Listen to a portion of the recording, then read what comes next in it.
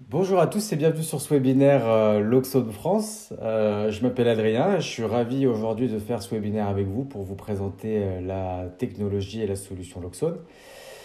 Je vais rappeler les règles de ce webinaire. Donc, vous avez les micros coupés, mais vous pouvez poser toutes les questions que vous voulez. À la fin de ce webinaire, je prendrai connaissance de toutes ces questions et on reviendra vers vous pour vous donner toutes les réponses. Vous pouvez aussi aller sur notre site et bien sûr aller à la rubrique support et rentrer directement en contact avec nous pour vos questions. Alors, on va commencer et le but de ce webinaire, c'est de répondre à une question. C'est qu'est-ce que la technologie Loxone et qu'est-ce qu'elle peut vous apporter? Alors pour ça, je vais vous introduire Loxone, sa mission, son histoire, pour que vous compreniez comment la technologie s'est développée. Et puis on va parler des avantages de cette technologie et les applications qu'on en a faites et qu'on fait aujourd'hui avec. Je vous ai aussi préparé un petit cas d'étude chauffage et alarme et ça me permettra de vous présenter l'Oxone Config parce qu'on ira le faire directement dans l'Oxone Config. Donc notre mission, elle vient de l'histoire de Thomas Moser. Et Thomas Moser, c'est le monsieur qui est sur la droite ici. Il avait une entreprise qui s'appelait Iki, et en 2008, il a décidé de revendre ses parts, les parts de cette entreprise, de Iki, qui est aujourd'hui encore un leader du contrôle d'accès en biométrique. Et pourquoi est-ce qu'il a vendu ses parts d'une boîte qui marchait très bien? Eh bien, tout simplement parce qu'il voulait rentrer chez lui et vivre près des siens. Et donc, il est rentré chez lui, il a construit sa maison. Et en construisant sa maison, il s'est intéressé donc aux technologies d'automatisation. Il a vu qu'il n'y avait pas vraiment grand-chose qui lui plaisait sur le marché. C'était plus gadget qu'autre chose. Ou alors KNX offrait plus des solutions produits tertiaires. Et donc, il a décidé de faire sa propre solution d'automatisation. Donc, la technologie, elle s'est développée comme ça. Elle s'est développée sur le fait que Thomas, il voulait automatiser sa maison, que ça lui simplifie les tâches quotidiennes. Et vu qu'il c'est un bon pragmatique, il a aussi fait en sorte que, vu qu'il allait l'installer et le configurer, il a fait en sorte que ce soit facile à installer et à configurer. Donc, c'est ça notre mission. L'intention d'automatiser les tâches de la vie quotidienne et de faciliter la vie des utilisateurs, mais aussi de nos partenaires, installateurs, intégrateurs, experts en automatisation. Vous verrez dans quelques instants comment Loxone peut vous simplifier la vie. Donc je vais pouvoir vous parler de l'histoire. Et donc l'histoire, elle part avec la création de l'entreprise, donc sa fondation en 2009 et le premier mini-serveur qui est mis en service. Beaucoup de tests qui sont faits, beaucoup d'améliorations et enfin en 2010, le premier mini-serveur est vendu. Et là, ça s'est accéléré très vite. On a eu beaucoup de traction, 100 mini-serveurs quelques mois plus tard, 500 mini-serveurs ensuite, et on a eu des experts un peu partout qui ont vu un grand intérêt à cette nouvelle technologie et qui ont décidé de la développer sur leur marché domestique et donc de créer des filiales. Donc on a eu Loxone Grande-Bretagne et République tchèque qui a été créé. Et on atteint les 1000 mini-serveurs en avril. Donc on est rentré ensuite dans une phase de développement. Des experts KNX d'ailleurs pour l'Espagne, qui a développé l'Espagne, et Loxone Suisse. En 2013, 10 000 mini-serveurs qui ont été faits, la technologie qui va outre-Atlantique aux USA et la construction du Basecamp, qui est notre quartier général en Autriche et qui est un très bon exemple de ce qu'on peut faire en termes de bureaux intelligents. Dans notre développement, on a décidé de s'affranchir des technologies du marché. Donc avant, on avait une interface KNX sur notre premier mini-serveur. Là, on a décidé de faire notre propre technologie et donc en 2014, on a développé l'Oxone Air, qui est notre technologie radio, notre technologie sans fil. On a passé la barre des 100 employés. En 2015, c'est un département, l'Oxone Multimédia, qui est créé pour intégrer le multimédia dans les bâtiments, dans la maison intelligente. L'Oxone Benelux qui rejoint la partie. Et en 2016, on complète notre offre avec la technologie TRI, qui est notre technologie de communication bus. L'Oxone Italie qui se joint à nous. Et l'ouverture du premier showroom, donc une maison en Autriche, construite à cet effet, donc de montrer toutes les possibilités d'une vraie maison intelligente, l'Oxone. Vous pouvez retrouver des vidéos de la showroom et même du Basecamp sur notre site et sur notre chaîne YouTube. n'hésitez pas. En tout cas, si vous avez des questions sur le Basecamp ou sur la Chaume, vous revenez vers nous et on se fera un plaisir d'y répondre. 50 000 mini-serveurs qui ont été développés. Donc la phase de développement est passée et maintenant on est plus dans une phase de pérennisation. On a fait une stratégie d'intégration. On a racheté Bowditch, qui est un fabricant de composants électroniques, principalement spécialisé dans l'intercom.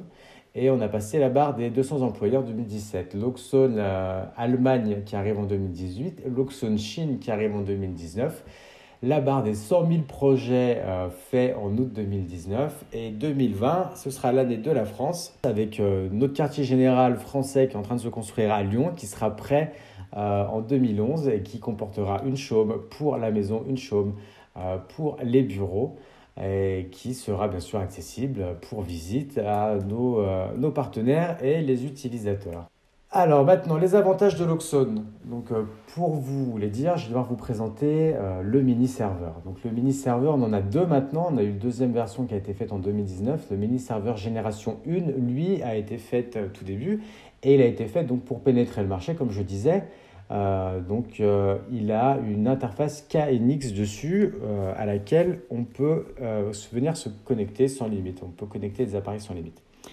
Il a aussi 8 entrées digitales, il a 8 sorties digitales en 5 ampères, 4 entrées analogues et 4 sorties analogues. Donc maintenant, je vais vous parler des avantages d'avoir ce MIDI Server 1 avec ce que j'appelle une solution hybride.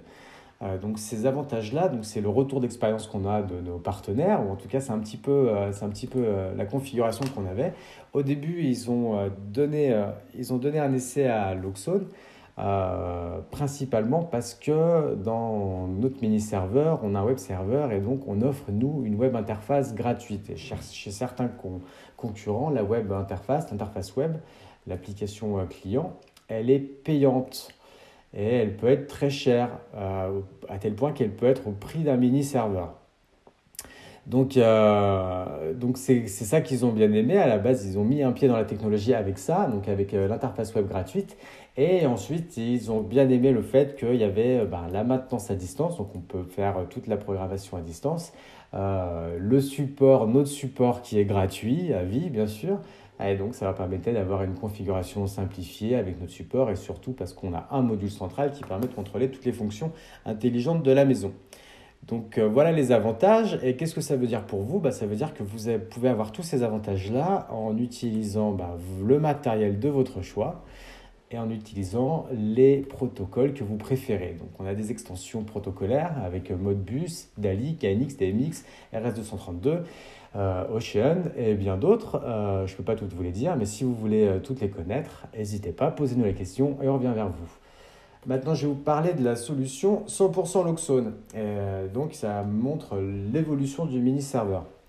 On est arrivé sur un deuxième mini-serveur et en fait, c'est pour répondre à nos partenaires, parce que nos partenaires, ils n'utilisent plus KNX depuis un moment. Généralement, il leur faut 2-3 projets pour passer donc, de KNX à complètement Loxone. Ils nous demandaient à ce qu'on ait une interface tree. L'interface tree, elle permet de commander 50 appareils et elle a un petit peu changé par rapport au mini-serveur génération 1.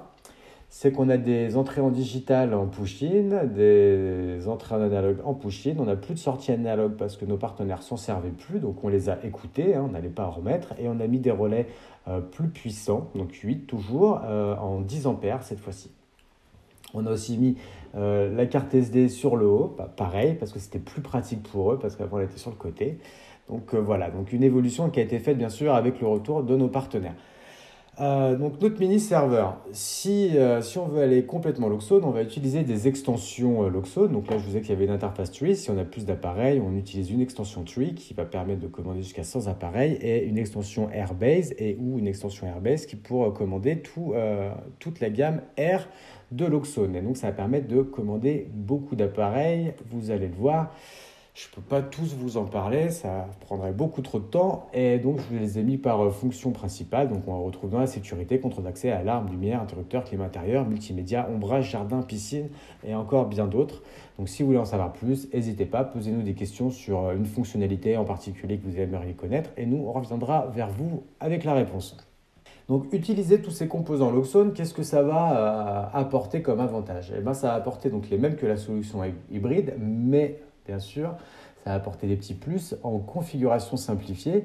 En solution hybride, ici, on va parler d'autoconfiguration parce que nos composants, on les connaît très très bien. Et notre mini-serveur, il les connaît aussi très très bien. Il les connaît très très bien à tel point qu'il peut les configurer lui-même sans que vous ne fassiez quoi que ce soit. Donc ça, c'est quand même un bel avantage. Et aussi, il les connaît très bien, qu'il sait très bien les appairer. Il sait les appairer très facilement.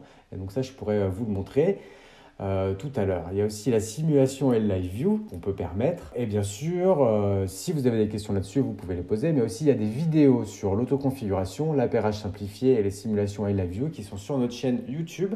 Donc, n'hésitez pas à aller y jeter un coup d'œil, à mettre vos commentaires, à liker nos vidéos et à nous suivre. Qu'est-ce qu'on a de plus? On a aussi, ce que nos partenaires aiment bien, c'est qu'il y a un appareil pour plusieurs fonctions. Je vais vous donner un exemple. Je vais prendre le détecteur de mouvement. Le détecteur de mouvement, là, il est dans la fonction sécurité, mais il va permettre d'enclencher l'alarme, il va permettre d'enclencher la lumière, d'enclencher le chauffage, d'enclencher la musique, etc. Donc ça, ils en sont friands. Il y a beaucoup d'exemples comme ça. N'hésitez pas à nous poser des questions si vous voulez d'autres exemples dans ce genre-là. Alors aussi, on comprend très bien que nos partenaires, ils ont des utilisateurs qui n'ont pas envie d'avoir que des lampes Loxone chez eux.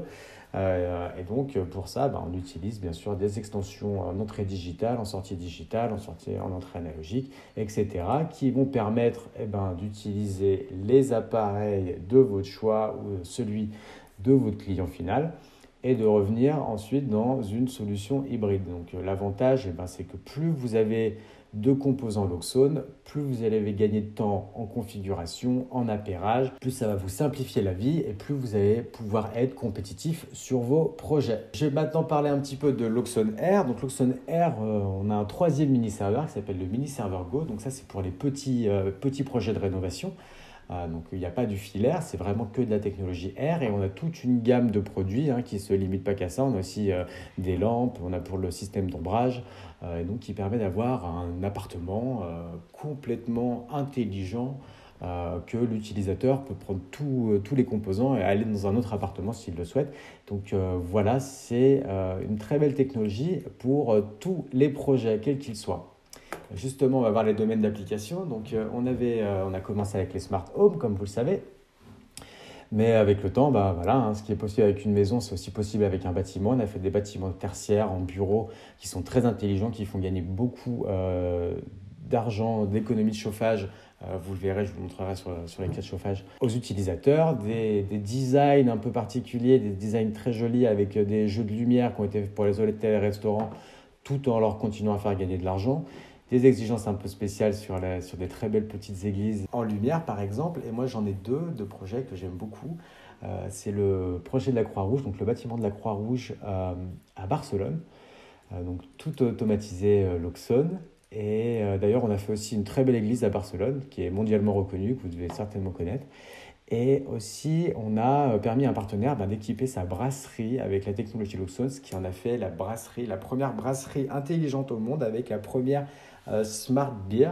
Et je vous assure qu'en plus, elle est très bonne. Donc voilà, on peut voir les domaines d'application. Tout est possible avec la solution Loxone.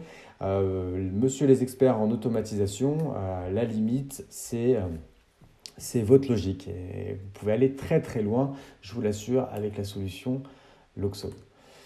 Bon, allez, assez de blabla, maintenant on va parler études de cas. Donc, je vous avais promis un appartement avec du chauffage et dans le salon, on va avoir donc un chauffage préexistant avec des têtes thermostatiques en filaire.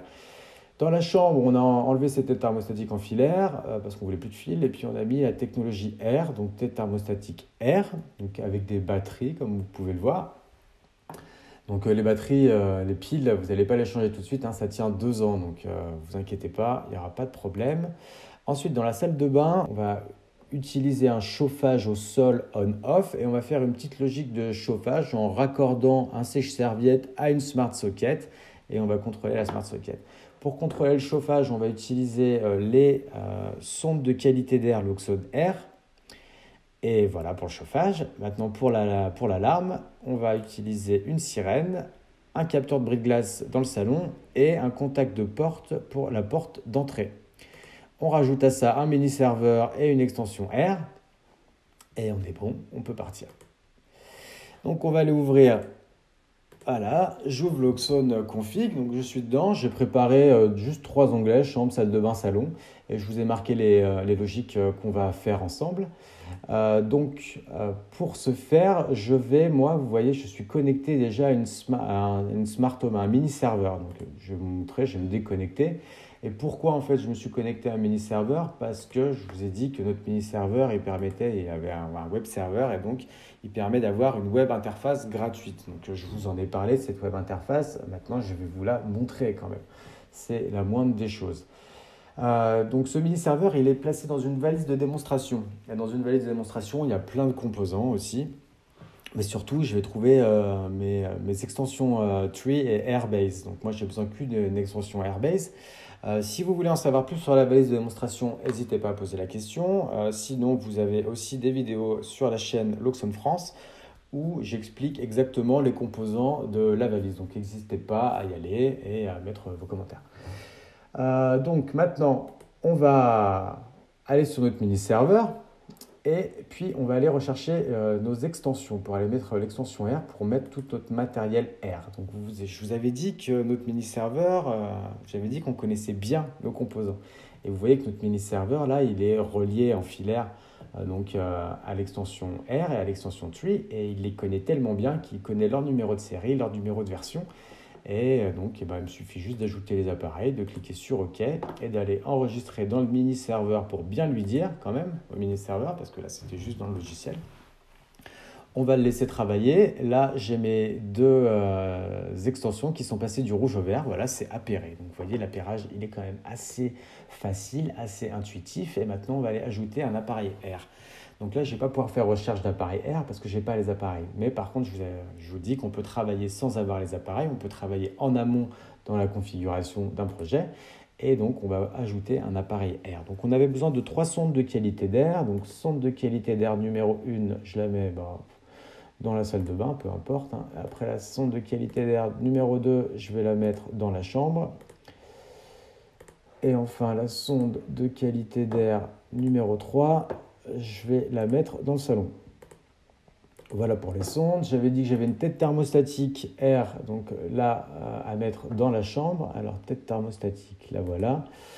Et je la mets dans la chambre. Hop. Et enfin, qu'est-ce qui me manque? Il me manque la Smart Socket. La Smart Socket dans la salle de bain qu'on va utiliser pour le sèche-serviette.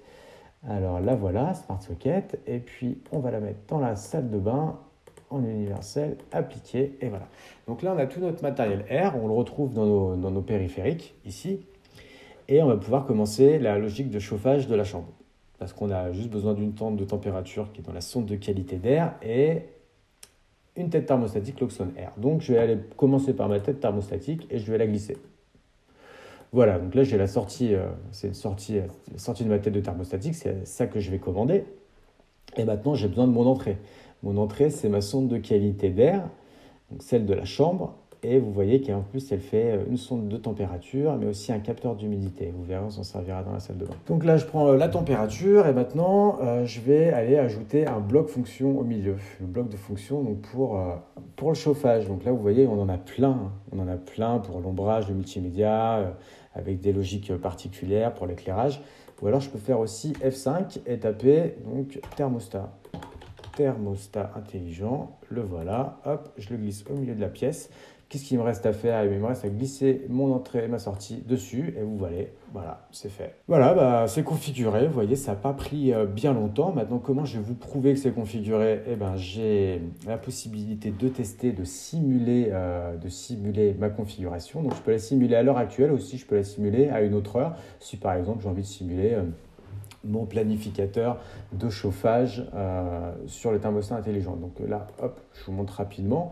Donc là, la température, elle est à 0 par défaut. Donc la tête thermostatique, elle va marcher très très vite. Maintenant, si je vais aller la changer, là, je vais la mettre à 24. Et là, en fait, il va calculer, donc le thermostat intelligent va calculer combien de temps il aura fallu à chauffer à 10, combien de temps il a fallu pour passer de 0 à 24 degrés. Donc là, il va se rendre compte qu'il ne faut vraiment pas beaucoup de temps pour passer à 24 degrés. Donc il va continuer un petit peu à chauffer pendant un petit moment. Et pourquoi il fait ça en fait? C'est parce que c'est ce qu'on appelle, il fonctionne avec la logique floue. Donc c'est vraiment un thermostat intelligent. Il va apprendre au fur et à mesure à chauffer de mieux en mieux la maison. Et donc ça en fait, c'est ce qui fait de notre commande de chauffage une des commandes les plus performantes du marché parce qu'elle apprend vraiment à bien chauffer avec précision toutes les pièces d'un bâtiment en fonction du soleil, des ombrages et autre chose. Donc voilà, maintenant je vous ai montré pour cette simulation. Je peux aller vous montrer dans le web interface directement que c'est déjà sur notre application, mais je ne vais pas le faire tout de suite parce que je vais d'abord faire la logique du salon. Donc la logique du salon, c'est une sonde de température qui va activer une tête thermostatique filaire. Donc c'est un signal analogique. Donc sortie analogique, voilà, chauffage du salon. Donc les têtes thermostatiques du salon, elles y sont bien assignées dans salon et dans chauffage, vous voyez. Et je vais aller mettre ma sonde de température qui va la contrôler. Donc ma sonde de température du salon, la voilà, je la mets ici. Elle est bien. Qu'est-ce que je fais maintenant? Je fais comme avant. J'utilise mon thermostat intelligent, je le mets au milieu et je viens rajouter O2. Et voilà, c'est bon, c'est fait. Vous voyez. Maintenant, ça chauffe. Et puis ici, je monte la température très fort. Donc là, il va attendre un petit peu parce qu'il va se dire ah non, donc en 5 secondes, j'ai réussi à passer de 0 à 30 degrés. Attendez, donc je vais quand même continuer de chauffer pendant un moment. Et puis une fois qu'il aura compris qu'en fait c'est bon, il peut maintenant éteindre le chauffage, il va le faire. Mais voilà, donc c'est évolutif. Donc voilà, retenez bien ça. Notre thermostat intelligent, il permet d'évoluer. Vous voyez, maintenant il est passé à 0. Il permet d'évoluer et de contrôler intelligemment votre maison ou votre projet. Voilà, donc j'ai fait les deux salles et maintenant je vais vous montrer un petit peu ce qui se passe dans l'interface web. Avant ça, j'ai besoin d'enregistrer dans le mini-serveur pour bien que ce soit dans l'interface web. Donc je vais laisser un peu travailler mon mini-serveur pour qu'il fasse tout son travail correctement. Et je vais retourner dans l'onglet test et j'ai la web interface web. La voilà, donc j'ai des identifiants par défaut qui sont admin et je me connecte. Nous y voilà, je vais dans mes pièces et là je retrouve ma chambre et mon salon. Dans ma chambre, j'y vais, il fait toujours 0 degré. Il fait toujours 0 degré et là qu'est-ce que je vais voir? Je vais voir que en fait, en tant qu'utilisateur, je peux décider de quand je chauffe ma chambre. Et donc là, on peut voir que il y a un préchauffage qui est en train de se mettre pour la période de confort qui va commencer à partir de 19h jusqu'à minuit et jusqu'à 6h du matin. Voilà. Et si je vais dans mon salon, hop, je reviens, je vais dans mon salon, et j'ai le même bloc. Mais sauf que là, vous voyez que ma pièce est en mode confort dès maintenant parce que je suis présent dans la journée dans mon salon plus que dans ma chambre. Donc voilà, c'est déjà tout fait automatiquement. Là, on peut changer la température, le confort, les écarts autorisés de température, la limite basse. Donc si je veux que dans mon salon, il fasse au moins une certaine température, et la limite haute, c'est-à-dire que je ne veux pas qu'il fasse plus, je peux le faire. Donc voilà, on a vu ça dans la web interface. Maintenant, on va passer à la salle de bain. Voilà, donc à la salle de bain, là, c'était quand même assez facile ce que je vous ai montré. Vous vous dites, c'est quand même super simple. Donc, on va essayer de faire un petit peu plus de travail là. Donc, qu'est-ce qu'on avait dit dans notre salle de bain? On avait dit qu'on avait un plancher chauffant en on et off. Donc, le plancher chauffant, il est en sortie numérique. Le voilà, je l'ai déjà préparé. Hop. Donc, je peux cliquer dessus, avoir tous ces paramètres. Vous voyez, il est en catégorie chauffage, salle de bain, il s'appelle sortie plancher chauffant. Donc je peux tout changer là-dedans. Alors, maintenant que j'ai mon plancher chauffant, il y a un truc que j'aimerais pas faire en fait avec ce plancher chauffant, c'est de l'activer en on et off. Dès que je vais passer à 25, donc ma température de confort est 25, je vais passer à 25, il va s'arrêter, il va retomber à 24,5. Et il va se relancer à pleine puissance. Et donc ça va venir solliciter le relais. Beaucoup. Et le relais, ils font 10 ampères. Donc ça, il faut s'en souvenir déjà. Alors, pour éviter de faire ça, ce qu'on va faire, c'est qu'on va utiliser une option qui s'appelle PWM, qui s'appelle Pulse Width Modulation, et donc ça va nous permettre de ne pas trop souvent solliciter le relais. Donc, on va avoir le plancher chauffant qui va toujours être activé. Et par exemple, si notre thermostat intelligent pense qu'il a besoin que de 30% pour passer de 24 degrés à 25 degrés sur une courte période, ou alors même 10% pour vraiment lisser. Et comme ça, il va juste demander un tout petit peu de puissance et il va l'activer pendant 3 minutes, puis l'éteindre pendant 7 minutes, puis le réactiver pendant 3 minutes afin de réguler la température et de réguler la puissance. Alors, on a toujours besoin de notre sonde de température. Donc, dans la salle de bain, j'ai 2 sondes de température. Et oui, parce que dans ma Smart Socket, j'en ai une aussi. Mais je ne vais pas l'utiliser parce qu'elle va être à côté d'un sèche-serviette. Donc, si j'utilise la sonde de température, ça va un petit peu fausser les informations. Donc, on va s'en passer. Mais par contre, j'ai toujours celle de ma qualité d'air, ma sonde de qualité d'air que je peux placer n'importe où dans ma salle de bain. Hop, j'utilise la sonde de température. Et qu'est-ce que je vais faire? Eh bien, je vais retourner avec mon bon vieux thermostat intelligent. Voilà, je peux le relier comme ça, ou alors, vous vous souvenez, je peux juste le faire glisser. Et là, je relie mon plancher chauffant. Donc là, je le relie sur chauffage, la sortie de chauffage. En dessous, vous voyez la sortie de refroidissement. Et maintenant, comment je vais faire pour faire cette logique intelligente? Eh bien, c'est super simple. Je vais dans thermostat intelligent, je vais dans les paramètres. Et là, vous voyez, j'ai des scénarios et j'ai ma sortie PWM. Quand je clique dessus, j'ai l'explication qui vient se mettre en bas. Si cocher les sorties H, C et HC, HC d'ailleurs, je ne me souviens plus vraiment ce que c'est, je vais dessus, sortie de chauffage ou de refroidissement, donc là c'est pour les systèmes HVAC. Donc très facile, donc voilà, donc ça se met en PWM. Donc bah voilà, c'est bon, c'est paramétré de manière intelligente. Maintenant, on va pouvoir passer aux logiques sèche-serviette. Donc, pour le sèche-serviette, on cherche à l'allumer seulement quand on en a besoin. Ouais, c'est toujours mieux. Plusieurs options, on va faire plusieurs options pour l'activer. Donc, on va l'allumer avec l'application. Donc, ça, c'est un peu bête. Ça veut dire qu'à chaque fois qu'on va aller prendre sa douche, il va falloir qu'on ait notre app avec nous et qu'on appuie dessus. Mais bon, ça, c'est un peu gadget. C'est pour dire, hey, regarde, j'ai allumé mon sèche-serviette avec mon application. C'est pas la meilleure des logiques, mais bon, on va vous la montrer quand même, comme ça vous verrez que c'est possible à faire. Après, on va l'allumer avec le bouton de la Smart Socket, parce que la Smart Socket, elle permet d'avoir une entrée. Donc on va utiliser le relais de la Smart Socket, parce que je vous rappelle que c'est le sèche-serviette qui est relié au relais de la Smart Socket. Donc c'est bien la Smart Socket qui la contrôle. Donc voilà, donc je vais l'appeler sèche-serviette, ce relais Smart Socket, comme ça on ne va pas oublier. Et donc j'ai dit qu'on allume le bouton avec le bouton de la Smart Socket. Donc le bouton de la Smart Socket, il est là, hop, je le prends. Attendez, je vais un petit peu vite en besogne, c'est vrai ça, d'abord il faut faire la première logique. Donc on allume le bouton avec la Smart Socket et on laisse actif pendant 30 minutes. Voilà, donc ça veut dire je vais prendre ma douche, j'appuie sur le bouton de la Smart Socket, donc c'est pas super intelligent non plus. Mais bon, je vais appuyer dessus, je vais aller prendre ma douche et pendant 30 minutes, quand je vais sortir, je vais avoir ma petite serviette toute chaude et après je vais la reposer dessus et elle va continuer encore de chauffer pour sécher la serviette correctement. Et enfin, la dernière, c'est on utilise le capteur d'humidité pour l'enclencher à 60% d'humidité et le garder actif 30 minutes.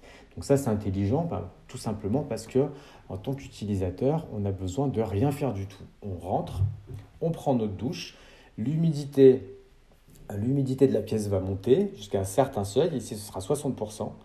Ça va actionner le sèche-serviette. Quand on va sortir de la douche, on va avoir notre serviette chaude et après on va reposer dessus. Quand on sera essuyé, on va reposer dessus pour que ça continue à sécher. Donc voilà vraiment une vraie démarche intelligente et on va voir si ça prend beaucoup de temps ou alors si c'est plutôt facile, si c'est plutôt intuitif. On va voir ça ensemble.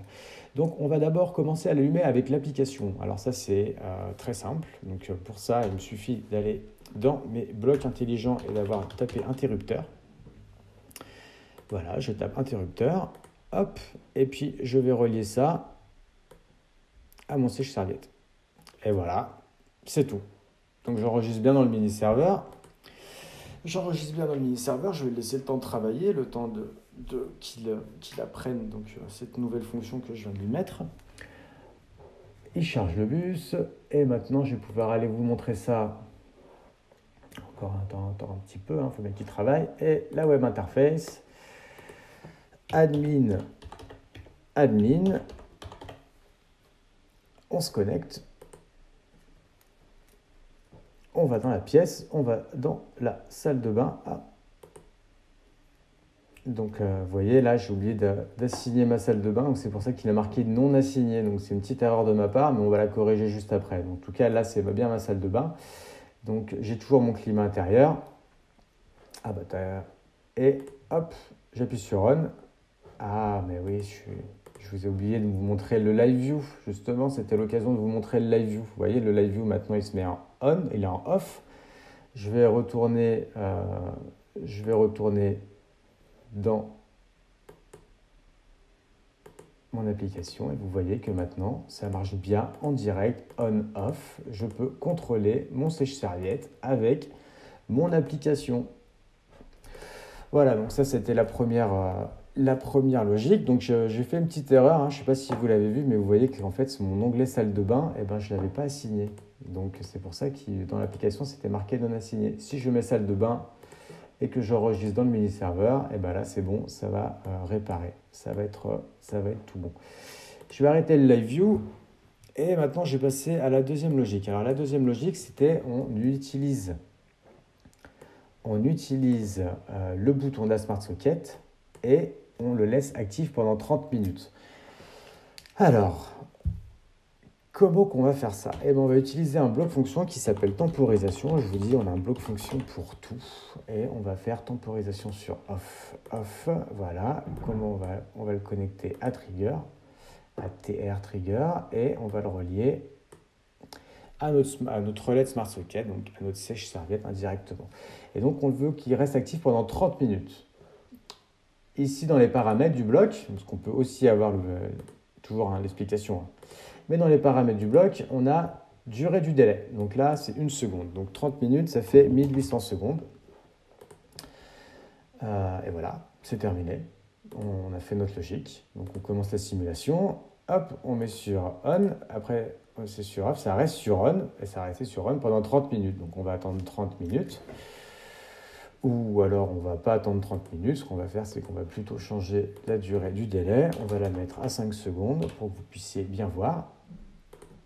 Et puis, maintenant, on relance la simulation. Hop. Et maintenant, on compte jusqu'à 5. On sait tous faire. Voilà. Comptez avec moi dans votre tête. Et voilà, c'est passé en off. Donc, c'est bon. On a bien fait notre deuxième logique. On va pouvoir maintenant commencer la troisième logique. Alors, on va voir si c'est compliqué de faire cette logique si intelligente. Donc, on va utiliser le capteur d'humidité cette fois-ci. Donc, je vais dans ma sonde de qualité d'air de la salle de bain et je vais utiliser mon capteur d'humidité que je mets sur la page et je vais dire qu'il faut qu'il s'enclenche à 60% d'humidité. Donc, pour ça, j'ai un petit bloc. Il s'appelle supérieur. Supérieur ou égal, c'est pareil. Moi, je vais prendre supérieur. Et donc, ce bloc supérieur, il va nous dire quoi? Il va nous dire qu'il compare deux entrées analogiques et vérifie la supériorité. Simple. Donc, la sortie Q, elle va passer sur ON si AI1 est supérieur à AI2. Facile.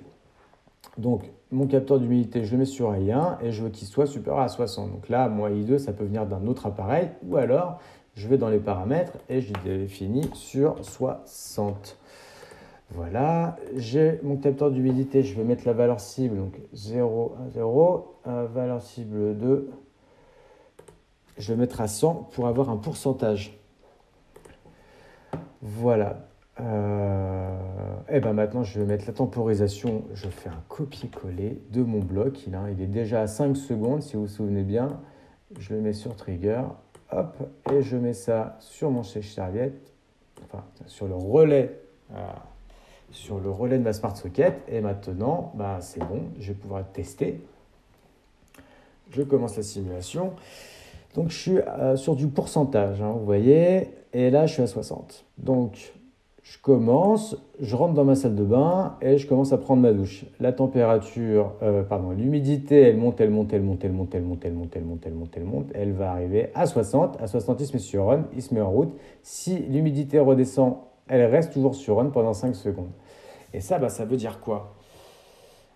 Ça veut dire que ça fonctionne, comme vous pouvez le voir, et ça veut dire que là aussi, lorsque je vais prendre ma douche et que je vais avoir un système de ventilation qui va faire redescendre mon humidité, d'ailleurs, je vais le créer, mon système de ventilation, comme ça vous allez voir exactement ce que je veux dire. Donc, je vais faire une sortie numérique qui va aller actionner une ventilation. Voilà, hop, la ventilation. Je le mets à la catégorie ventilation, hein, tant qu'à faire, parce qu'on a une catégorie pour ça. Et voilà. Et maintenant, qu'est-ce que je fais? Je le relie à ça. Hop, pardon, ça, c'est quand on ne sait pas viser comme moi. Voilà, quand c'est bien visé, ça donne ça. Et voilà, c'est fait. J'ai paramétré ma ventilation. Et maintenant, vous allez voir de quoi je parle. Donc, pareil, hein, je vais retester, je vais vous remontrer. Donc, maintenant, je vais prendre ma douche. Hop, attendez. Voilà, je prends ma douche. Ça arrive à 60 degrés, ça met la ventilation. La ventilation, elle fait redescendre l'humidité. Mais j'ai toujours ma petite serviette bien chaude qui va arriver. Et surtout, quand je vais sortir de la douche, cette fois-ci, je ne vais pas avoir de la buée sur le miroir. Je vais avoir un miroir tout beau, tout propre, sans buée dessus. Et voilà ce qu'on peut faire encore très rapidement, en vraiment quelques clics. On peut rajouter des fonctions très intelligentes. Bon, voilà, je vous ai montré pour le chauffage. Maintenant, je vais tenir ma parole et puis je vais vous montrer pour l'alarme. Donc, je vais aller créer un petit onglet. Je vais l'appeler alarme. Je vais l'assigner à une pièce qui est ma pièce centrale, hein, parce que une alarme, c'est central, c'est un peu de partout. Et qu'est-ce qu'on va faire avec mon alarme? On avait dit qu'on avait un bris de glace. Donc, on avait un bris de glace. Donc, ça va être une entrée numérique qui va nous dire il y a quelqu'un qui essaie de casser la glace. Donc, bris de glace. Le bris de glace, je vais l'assigner à ma catégorie alarme ou alors fenêtre. Non. Je vais le mettre sur ma fenêtre, c'est un petit bris de glace. Ou alors, je vais le mettre sur alarme, c'est moi qui choisis. Et je vais le mettre, donc, le bris de glace, il était dans le salon, on avait dit. Et voilà, donc j'ai mon bris de glace, super. J'avais dit aussi que je voulais avoir un contact de porte. Donc, contact de porte. Hop. Donc, la porte d'entrée. La porte d'entrée. Hop. Ah, j'ai oublié de l'assigner. Donc, je vais l'assigner à la catégorie porte, hein, tant qu'à faire. Donc, une catégorie porte. Là, voilà. Ou alors, j'aurais pu le mettre à alarme, hein, comme d'habitude. Et puis, je vais le mettre à salon parce que ça rentre dans le salon, quoi. Donc voilà, ça c'est fait, ma porte d'entrée elle est faite, et hop, et voilà, j'ai mes deux capteurs qui sont mis. J'avais dit que je voulais contrôler une alarme, donc là il me faut que je mette une sortie analogique, et que je marque sirène d'alarme.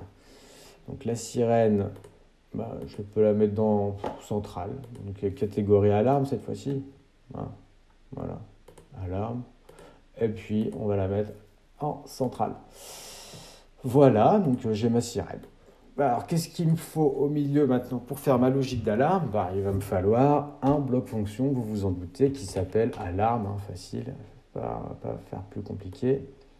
Donc c'est celui-ci, hein, vous voyez qu'il y a des alarmes incendie, inondation, je vous assure qu'il y a des blocs pour tout. Vous y trouverez votre bonheur, c'est certain. Alors attendez, système d'alarme. Voilà. Le voilà, mon système d'alarme, et là vous voyez qu'il est rouge, mon bloc. Tout simplement parce que ça veut dire qu'il ne peut pas fonctionner correctement, vu qu'il n'a absolument rien de relié. Mais vous allez voir qu'il ne lui faut pas grand-chose pour être relié, et en fait ça va s'expliquer, je vais vous l'expliquer dans un instant. Regardez, je vais juste mettre, je vais aller regarder les entrées, et je vais voir que j'ai une entrée I1, une entrée d'alarme pour détecteur de mouvement extérieur. Je n'ai pas de détecteur de mouvement. Par contre, j'ai I2, l'entrée d'alarme, détecteur de bris-glace. Donc ça m'intéresse, je vais le prendre. Et après, j'en ai un aussi pour le contact de porte qui est en I4, 0 fermé, 1 ouvert. Voilà. Donc vous avez entendu 0 fermé, 1 ouvert. Donc ça veut dire que j'ai besoin que ma porte d'entrée, quand elle est fermée, j'ai un signal 1 qui se met dessus. Donc il va falloir que j'inverse mon signal. Je vais vous montrer comment faire ça en 2 secondes. Je pourrais utiliser un bloc no, voilà, donc un bloc contraire, ou alors je peux aller directement sur donc mon contact de porte en I4, pardon, hop, I4, Et là, j'ai cette petite fonction qui va venir négationner, je ne sais pas comment on dit ça, mais voilà. Donc maintenant, quand mon signal, donc quand mon contact de porte est fermé, bah, ça met un signal à 0. Comme ça ne va pas venir actionner l'alarme. Voilà, donc le bris de glace, maintenant j'avais dit qu'il était sur I2. Ah, vous voyez, attends, pardon, vous voyez que maintenant c'est passé au vert. Donc ça veut dire que mon système d'alarme, il a assez pour fonctionner. Donc on a déjà une logique d'alarme qui est faite juste avec une porte d'entrée. Pourquoi? Eh bien tout simplement parce que notre bloc alarme, il a déjà une configuration d'alarme préconfigurée.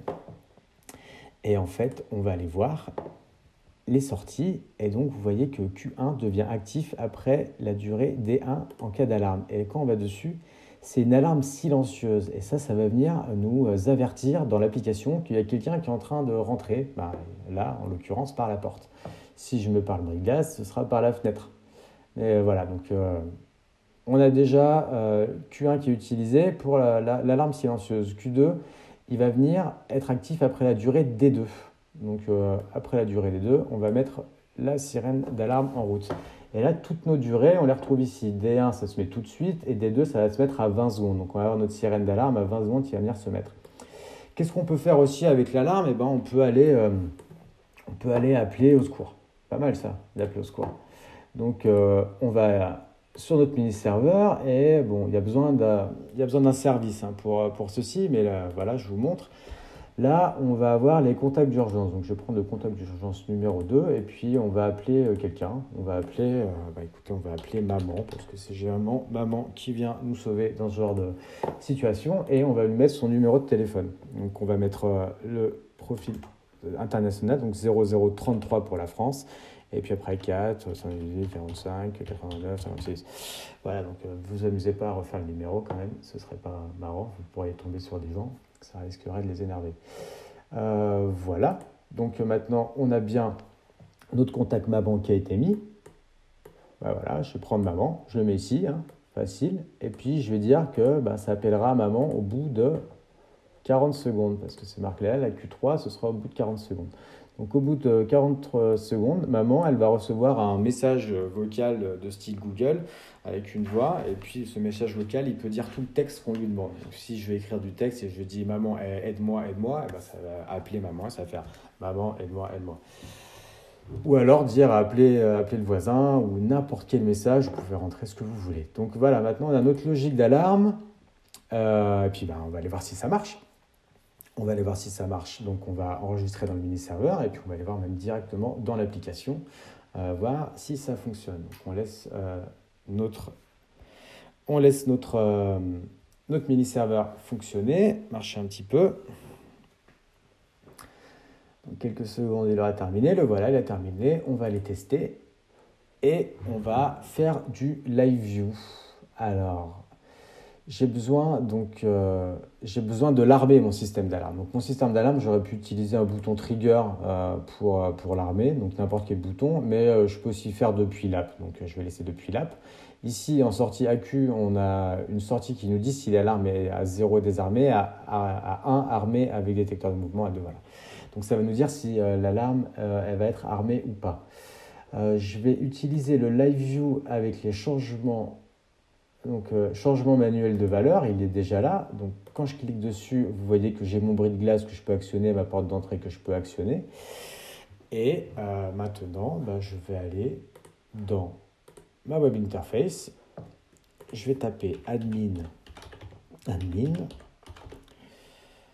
Je vais me retrouver sur cette fenêtre qu'on connaît bien maintenant. Je vais aller dans pièces, j'ai centrale et j'ai mon alarme qui est désarmée. Donc, je vais l'armer.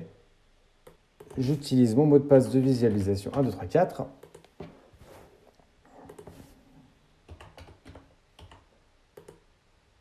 Voilà, donc mon alarme est armée. Je suis bien en off. Et maintenant, je vais aller ouvrir ma porte. Donc là, il se passe en on. Donc là, je l'ai ouverte 2 fois, sans faire exprès. Vous voyez là, hop, j'ai une intrusion sur la porte d'entrée. Si je vais faire le bris de glace maintenant, voilà, il est en on. Et là, boum, j'ai le salon bris de glace qui a été fait 2 fois parce que j'ai encore cliqué 2 fois. Donc là, j'ai ma sortie donc, d'alarme en une, donc qui montre bien le système d'alarme. Après, j'ai ma sirène qui se met en route au bout de 20 secondes. Donc là, maintenant, ça sonne dans l'appartement. Et puis, dans quelques instants, je vais avoir un petit message qui va être envoyé à ma maman. On va attendre encore 20 secondes, ça ne devrait pas tarder. Et voilà, c'est passé sur maman. Maintenant, maman peut venir nous sauver. Donc, voyez un petit peu la logique de l'alarme et tout ce qu'on peut faire. On peut faire encore beaucoup de choses. C'était pour vous donner un avant-goût. Donc, écoutez, j'espère que ce webinaire vous a plu. Moi, ça m'a plu en tout cas de vous montrer un petit peu toutes les possibilités. N'hésitez pas à laisser vos commentaires, n'hésitez pas à nous faire vos retours et puis à nous poser des questions. On se fera un plaisir d'y répondre et de revenir vers vous. Moi, il ne me reste plus qu'à vous souhaiter une excellente fin de journée et puis à vous dire à très bientôt sur la chaîne Loxone. Au revoir à tous.